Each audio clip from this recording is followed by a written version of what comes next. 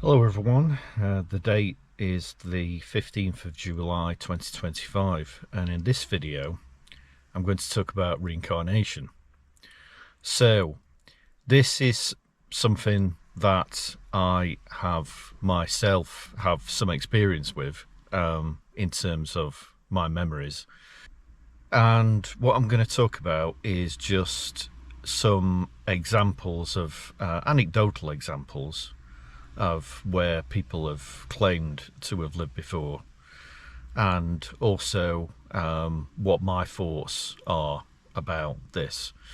So there have been documented anecdotal reports throughout history of people claiming that they are the reincarnation of someone who's lived before.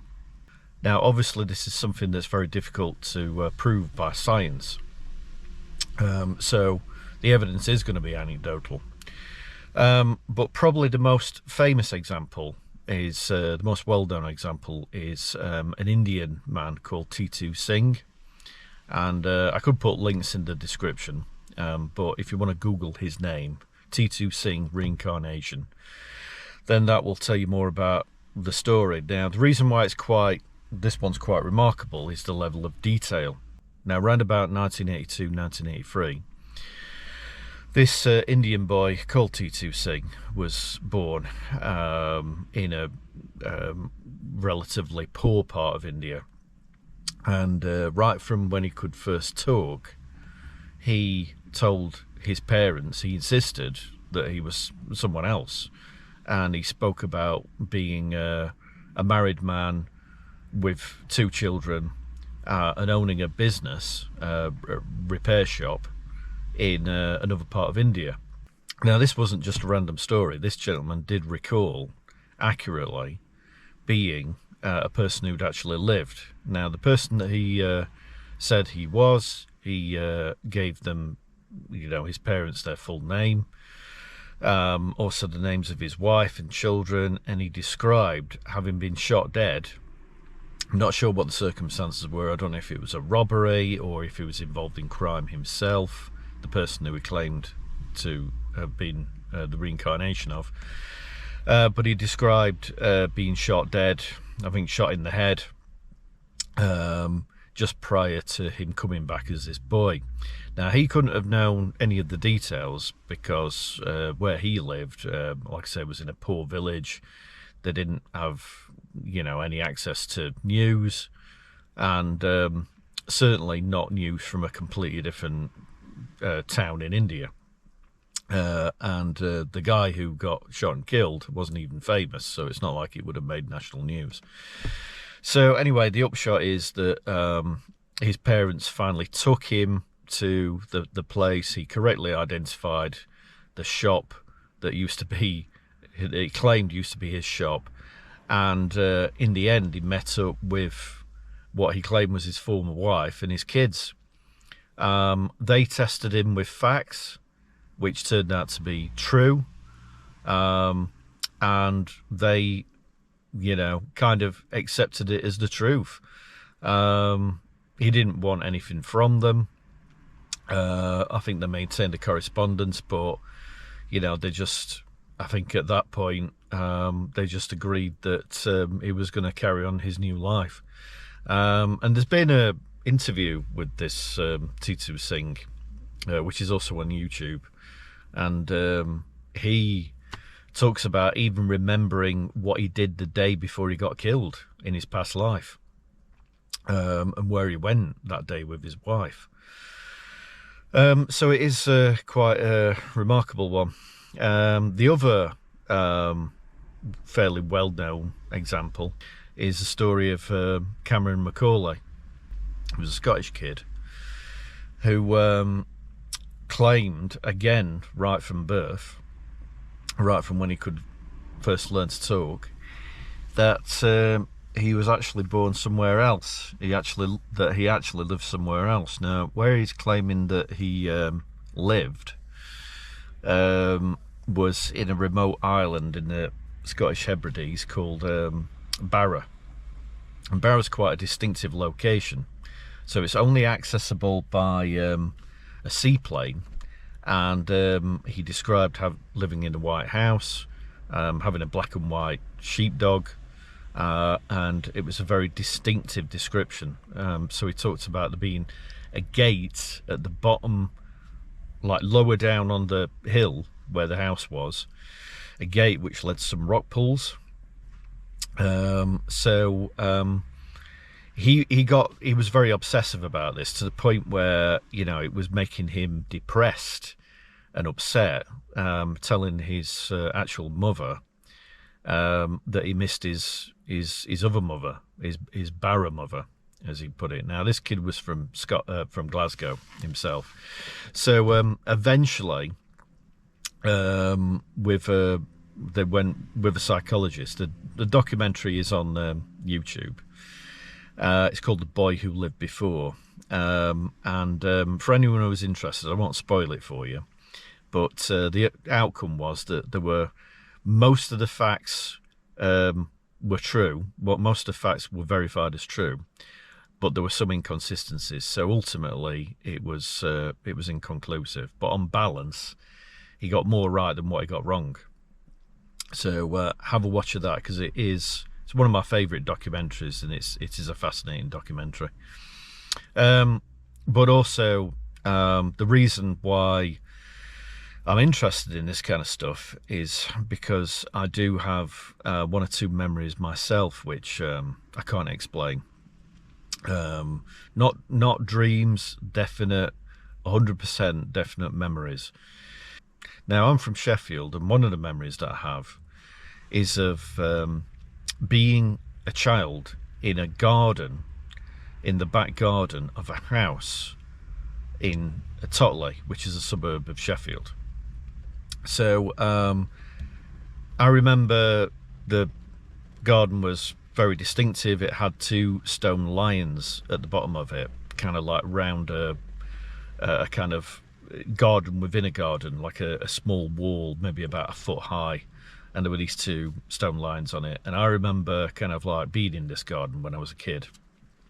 So I you know, grew up with this memory, and at one point I asked my mother, I said, you know, assuming that, you know, there was somebody from school, like some friend of mine, who had visited there. Bearing in mind, obviously, in the memory, I was a kid.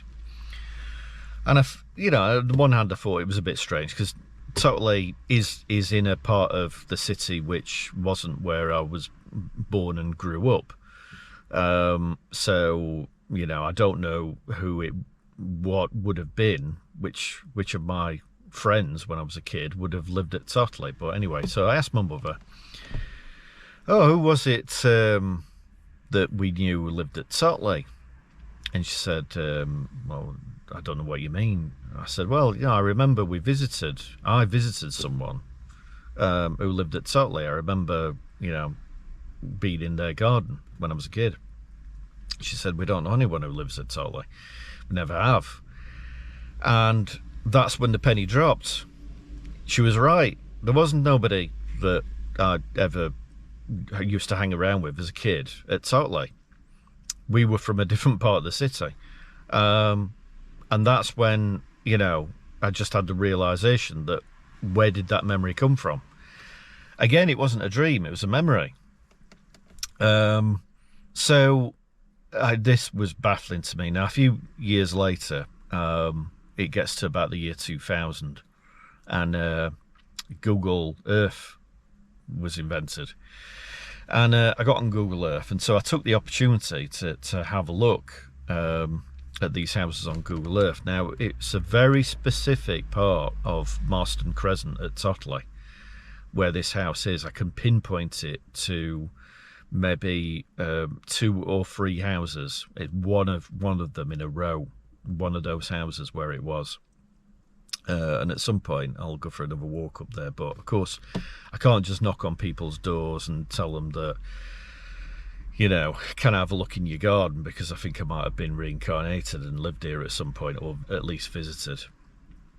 And anyway, I looked on Google Earth, and sure enough, the garden when viewed from the air, was exactly the same size and shape as the one I remember from my memory. Whether there are two stone lines still there, I very much doubt it, because even if there were, from the memory, they've probably been moved now, because it's quite unusual to have two stone lines at the bottom of your garden, because traditionally stone lines are normally at the front of a house, because it's symbolic. It symbolizes, you know, it's almost like guard dogs, you know, they symbolize don't come in unless you're invited.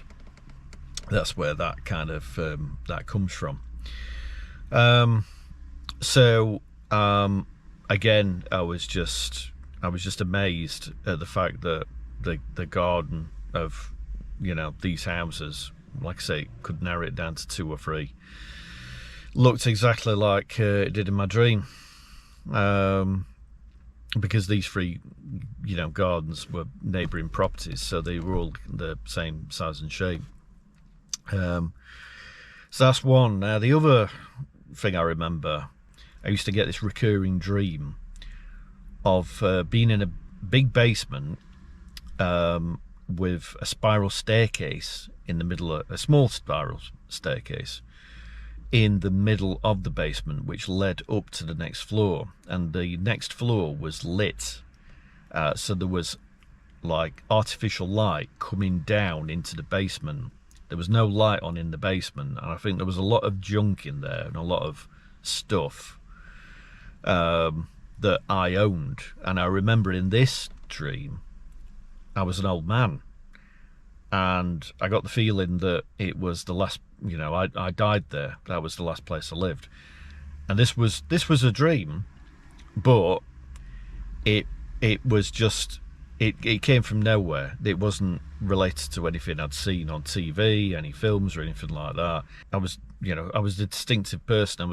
I knew I was male, and I was old, and that dream dissipated by, I don't know, by the time I was 10 years old.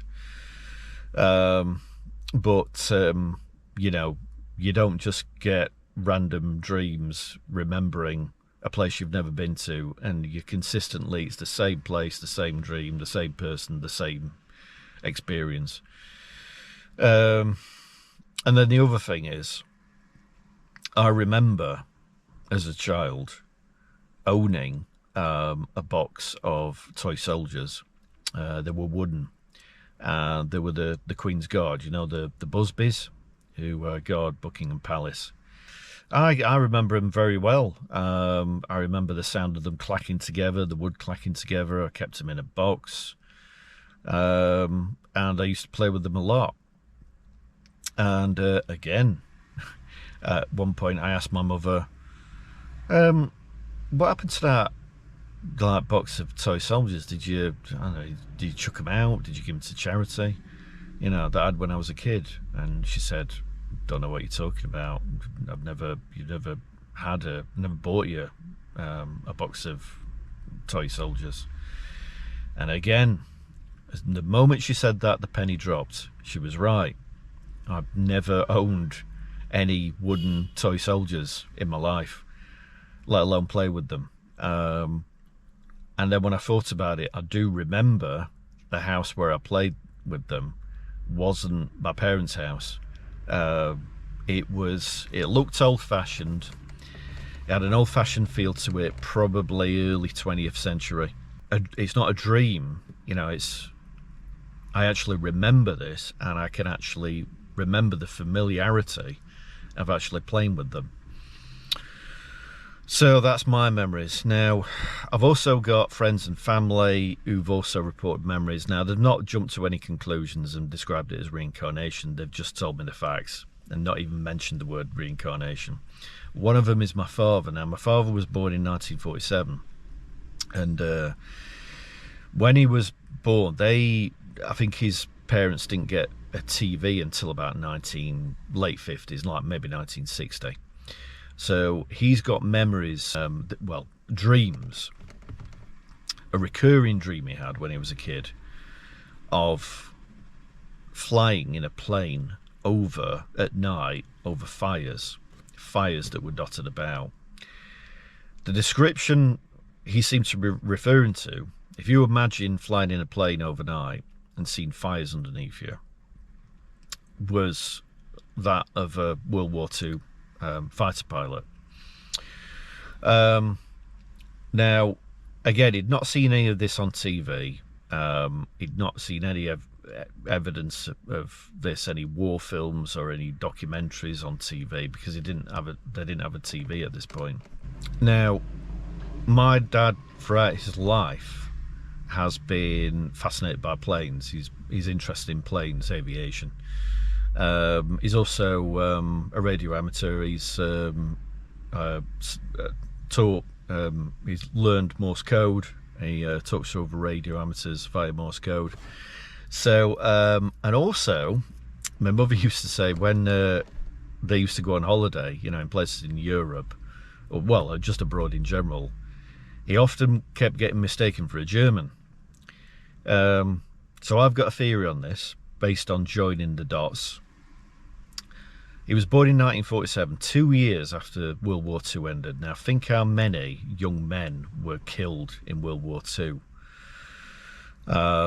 Loads of souls that departed this world. And then 2 years later, he's born. Now, he's got a fascination for aviation. He's trained in Morse code, and he had these memories from these dreams, should I say, when he was a kid, these recurring dreams. Also, he tried to join the RAF. He didn't manage to get into the RAF on medical grounds, but he was a member of the Air Training Corps. So I think that he was a fighter pilot in World War II, probably trained in Morse code, and so he was also involved in communications as well. And he was probably on the German side. So that's one. Now, the other one is Siobhan, who I live with. She told me, again, you know, she never mentioned the word reincarnation or the topic. She just told me the facts. She remembers when she was very small, well, her dad told her about this, because I think her memory of it is a bit hazy. They visited Peasholm Park in Scarborough when she was very small, and there was a battle reenactment taking place in Peasholm Park. So, you know, there were mock guns and explosions taking place. I don't know what era the battle was supposed to be from. So this perturbed her quite a bit. Now, you could argue that she's only small. Guns and explosions probably are going to do that. But then she saw this, she happened to see, by coincidence, a dead pigeon lying nearby in Peasholm Park, and then it triggered some kind of PTSD response where she just became apparently hysterical and went into some dissociative state. And ever since then, throughout life, she's been like terrified of the sound of explosions. She also got very emotional and tearful once when we were watching a documentary about World War One, and became quite bitter about the fact that she felt like, you know, those people had been, you know, the people who died were the puppets of politicians who'd made incorrect decisions. So again, she, and even today, she can't handle fireworks. She hates fireworks. She hates bonfire night. She just has to stay indoors and put earplugs in because she finds it too traumatizing. Again, my belief, joining the dots, is that she is the reincarnation of someone who died in war, probably the First World War, because it was a First World War documentary that she seemed particularly sensitive to. And then there are other anecdotal reports that I've read online, and also a friend of mine who talks about another friend of his who he and his wife were with their young daughter in their car, and they were in Sheffield, and they drove past a part of the city not far from where Commercial Street is, Ponce Forge, and their young daughter, who was small at the time but old enough to talk, looked out the window and said, pointed and said, "Oh, I used to work there. There used to be a house there where I worked." And they said, like, so her parents looked at each other very strangely, and they said, "Yeah, really? Okay." And she said, "Yeah, I didn't used to like it though. It was a horrible place to work." They looked into it, and it turned out there was a poorhouse, a workhouse there that she was pointing to, that has since been demolished. I think she said at the time it used to be there, it was no longer there. So again, this suggested that she may have lived before. So I think there are many anecdotal examples of this, and certainly I can identify with them as well, speaking as someone who has definite memories from events that have not even happened in my own lifetime. So what are my thoughts on this? I've always tended to be about 60% when you die, and then that's it. And maybe about, based on my experiences, maybe about 40% that there is life, some form of existence after death. But that can change. Sometimes I'm, more leaning towards when you die, and then at other times I'll lean a little bit more towards the idea that death is not the end.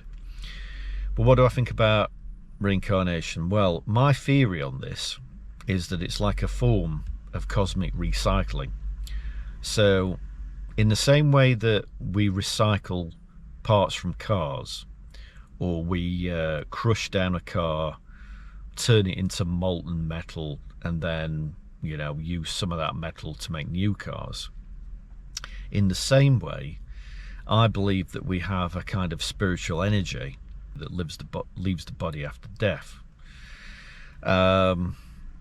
Now, I'm not suggesting necessarily that's a soul, just energy, because when we die, well, when we're alive, our bodies are full of energy. If we didn't have any energy, we wouldn't be able to move or talk or do anything.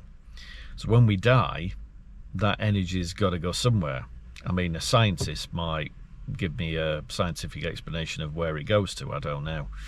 And I believe that when new people are born, when new souls are born, some of that spiritual energy is then recycled in them, and it carries with it the memories of these people who have lived before. So I don't think necessarily I am a person who has lived before, but I do believe that at the very least, my energy, my soul, it has recycled energy, soul energy, from another person. So it's a form of recycling rather than it just being simply a case of I was another person who lived before. Because I think that human beings are essentially machines, and when machines die, we recycle the parts to make new machines, and this is how it works. There is a contradiction with spirituality here, in the sense that let's presuppose that we believe that reincarnation and spirituality coexist. So when mediums supposedly contact relatives, people's deceased relatives, in seances, clearly they've not been reincarnated, because otherwise they wouldn't be somewhere in the ether. So then does that mean that some people get reincarnated and some people don't get reincarnated and just knock around in the spirit world for however many numbers of years? Of course, you could be watching this and say, well, reincarnation and mediumship, it's all fake, it's all, you know, delusion, it's all rubbish, and when you die, you die. But again, there's too much anecdotal evidence, and I've seen bogus. Most mediums are probably bogus, bit of cold reading, but there are one or two who have some genuine powers that cannot be explained in terms of the level of detail that they can report. So I don't know where the truth lies, but I suppose one way or another, if I'm going to find out at all, it's only going to be after my death. And there are also a lot of people who report having actually died and then got brought back to life again and don't remember a thing, just total darkness, nothingness, you know, which again suggests that when you die, you die. But based on my own experiences, I believe that it does happen. Whether it's going to happen to me or not, I don't know where I'm going to end up. Like I say, it could just be, it's all an illusion, it's an ego defense mechanism, because none of us like the idea of death, and therefore we create these elaborate fantasies to make it easier for us, because then we don't have to worry about dying, because then we just get recycled, we just get born again. And rational, logical and material side of me says, well, that's probably the case. But just because the physical world exists doesn't mean to say that there aren't other different vibrations, different energies that exist but just cannot be detected. So anyway, let me know in the comments section if you're watching this and you're interested enough. Let me know what your thoughts are, and also if you've had any memories or experiences yourself which lend weight to the idea that there is such a thing as reincarnation. So I'll say goodbye for now, and I'll see you on the next video. So thanks for watching.